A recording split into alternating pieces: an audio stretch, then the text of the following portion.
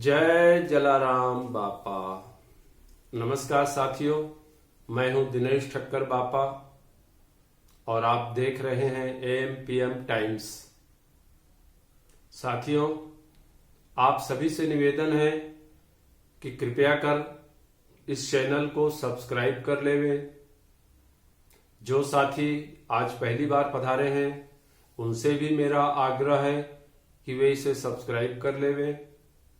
इसके अलावा bell icon को भी दबाना न भूलें ताकि नोटिफिकेशन का लाभ नियमित रूप से प्राप्त होता रहे। मुझे पूरी उम्मीद है कि जलाराम बापा की यह कथा आप सभी सज्जनों को अवश्य पसंद आ रही होगी, इसलिए इसे लाइक, इस पर सकारात्मक कमेंट्स और अपने साथियों परिजनों के साथ शेयर भी करते रहेंगे। तो साथियों, प्रारंभ करते हैं जलाराम बापा के जीवन की कथा का 14वां अध्याय। क्रोधित खोजा दुकानदार प्रभु राव जी के जाने के बाद जलाराम बापा चिंतित हो गए। थोड़ी देर बाद कुछ विचार आते ही उन्होंने पत्नी वीरबाई से कहा, मैं कहीं से रकम का प्रबंध कर सेठ जी को दे आता हूं।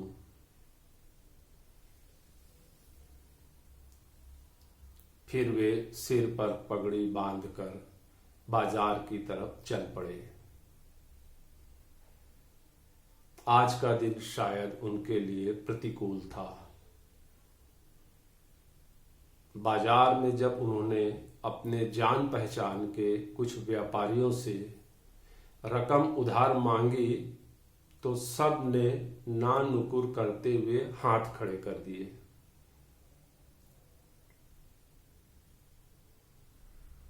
एक दुकानदार ने चालाकी भरे शब्दों में यह भी कहा,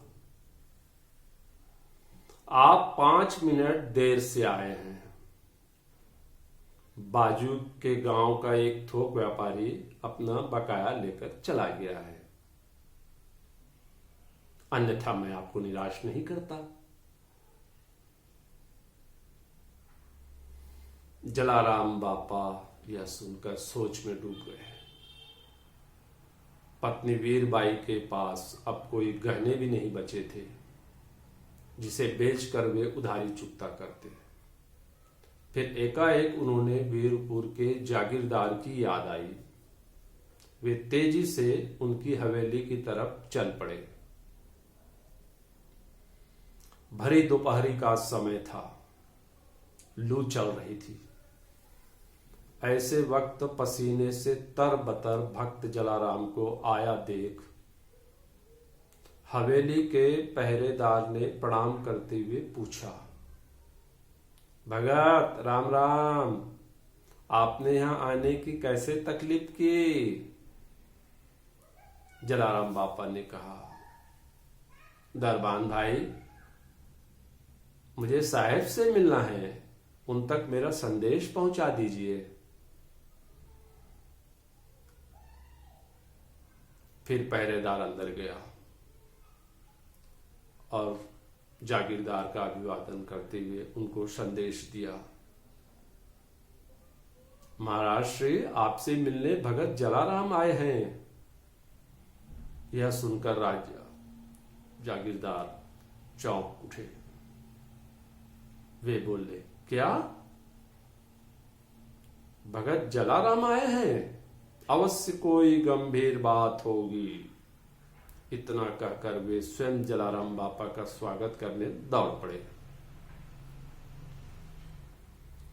जलाराम की प्रसिद्धि जागीरदार तक पहुंच चुकी थी। उनके प्रत्येक सेवा कार्यों की उन्हें जानकारी थी। वे स्वयं इस बीच जलाराम बापा से मिलने की सोच भी रहे थे,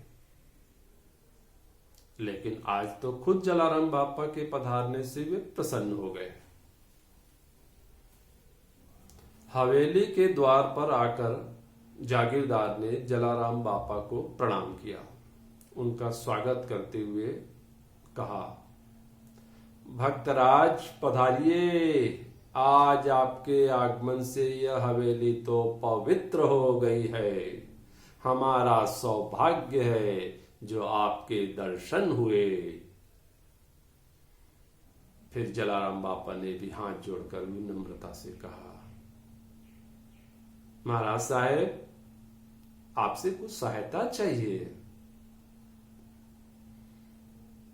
जागीरदार ने आतिथ्य भाव से कहा, आप जो काम कहेंगे वो तत्काल पूरा होगा, किंतु सबसे पहले आप अंदर चलिए, स्वल्पाहार लीजिए, फिर आराम से सब बताइएगा।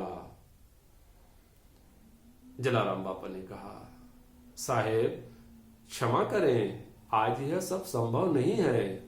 जब तक मैं खोजा दुकानदार प्रभुराव जी का उधार चुकता न कर दूंगा, तब तक अन्न का एक दाना भी नहीं ग्रहण करूंगा, क्योंकि उसने मुझे तो प्रभु श्री राम की कसम दी है। यह सुनकर जागीरदार को उस दुकानदार के प्रति बेहद क्रोध आया। उसे दंडित करने का मन हुआ, लेकिन भक्तराज इससे सहमत न थे। फिर जागीरदार ने जलाराम बापा से पूछा, उसे कितनी रकम देनी है? जलाराम बापा ने मासूमियत से कहा, यह तो ज्ञात नहीं साहेब। ऐसा करिए, आप मुझे 150 सिक्के दे दीजिए। मुझे लगता है इससे अधिक उनका बकाया नहीं होगा। जागीरदार ने तुरंत खजांची को बुलाया। जलाराम बापा को 150 सिक्के देते हुए उन्होंने कहा, भक्तराज, इसे सहायता नहीं समझना और नहीं लौटाना वापस। इसे सदा व्रत के लिए मेरी तरफ से भेंट मानना। जलाराम बापा ने उनका आभार जताते हुए कहा, जो आज्ञा साहेब, प्रभु आपका कल्याण करे। इतना कहकर जलाराम बापा ने विदाई ली। तेजी से कदम बढ़ाते हुए फिर जलाराम बापा प्रभुराव जी की दुकान पहुंचे। उन्हें शाम ढलने से पहले ही आया देखकर वो खोजा दुकानदार तो चौंक गया। जलाराम बापा ने आते ही उससे कहा, लीजिए सेठ जी, आपके सिक्के ठीक से गिन लीजिए, बाकी जो बचे उसे लौटा दीजिए। यह सुनकर प्रभुराव जी तो हतप्रभ रह गया। फिर उसने कुटिलता पूर्वक कहा, भगत, 100 सिक्के निकलते हैं, वैसे देने की इतनी जल्दी भी क्या थी? जलाराम बापा ने कहा, ठीक है, विलंब से बकाया चुकाने के लिए मैं क्षमा चाहता हूं। लेकिन प्रभुराव जी ने उन्हें तंग करना नहीं छोड़ा। उसने कहा, भगत, उधारी चुका रहे हो ये तो अच्छी बात है, किंतु इसका गवाह भी तो कोई चाहिए ना। किसी को मैं यह कहने का अवसर नहीं देना चाहता कि मैंने भगत से अधिक सिक्के लिए हैं। यह सुनकर जलाराम बापा ने असहमत होकर कहा, मुझे किसी गवाह की आवश्यकता नहीं है, मेरा साक्षी तो प्रभु श्री राम है। प्रभुराव जी ने टोकते हुए कहा, ऐसे कैसे चलेगा, कोई गवाह तो होना चाहिए ना। इसी दौरान जलाराम बापा को उसकी दुकान में एक चूहा दिखा। उन्होंने तपाक से कहा, सेठ जी, अब मुझे किसी को बुलाने की आवश्यकता नहीं है, यह चूहा ही आपके और मेरे बीच के लेन देन का गवाह है, क्योंकि यह तो गणेश भगवान का वाहन है। उस खोजा दुकानदार ने ठंडी सांस लेकर कहा, ठीक है, जैसी आपकी इच्छा। इतना कहने के बाद उसने 25 सिक्के जलाराम बापा को लौटा दिए। फिर जलाराम बापा अपने घर की तरफ रवाना हो गए। घर में पत्नी वीरबाई सहित कुछ अनुयायी जलाराम बापा की आतुरता से प्रतीक्षा कर रहे थे। उन्होंने हर्षित भाव से आया देखकर अपनी प्रसन्नता भी व्यक्त की। जलाराम बापा ने हाथ पैर धोकर पत्नी से भोजन परोसने कहा। जलाराम बापा ने कहा, प्रभु ने आज मेरी लाज रख ली, अब मैं चैन से 2 रोटी खा सकता हूं। फिर उन्होंने इत्मीनान से भोजन किया।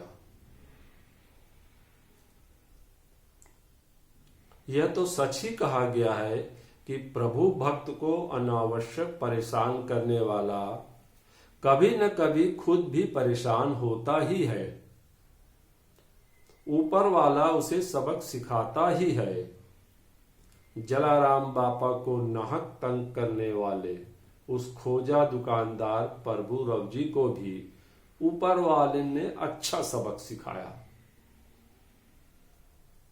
दरअसल हुआ यूं, रात को प्रभुराव जी दुकान बंद करने से पहले दीपक जलाकर घर पहुंचा था।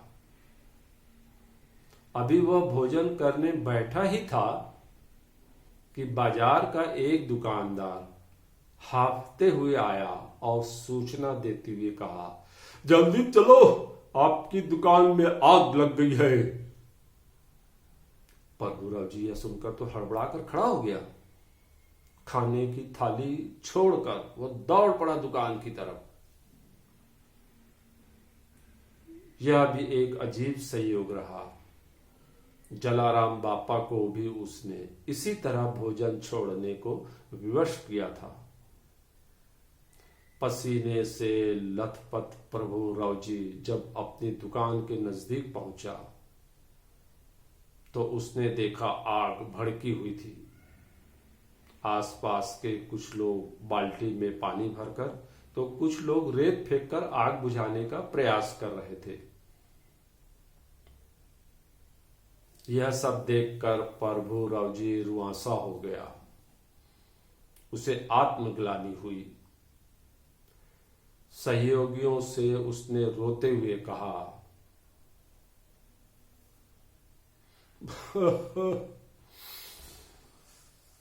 भाइयों, आप लोग आग बुझाने का अब प्रयत्न मत कीजिए।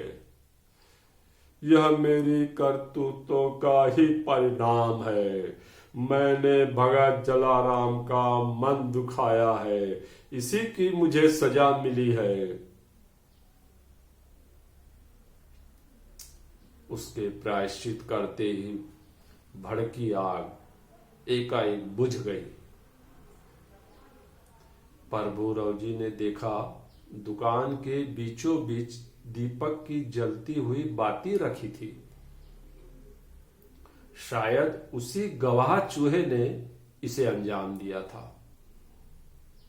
दुकान का आधा अनाज जल चुका था, जबकि आधा अनाज पूरी तरह आश्चर्यजनक तरीके से सुरक्षित था।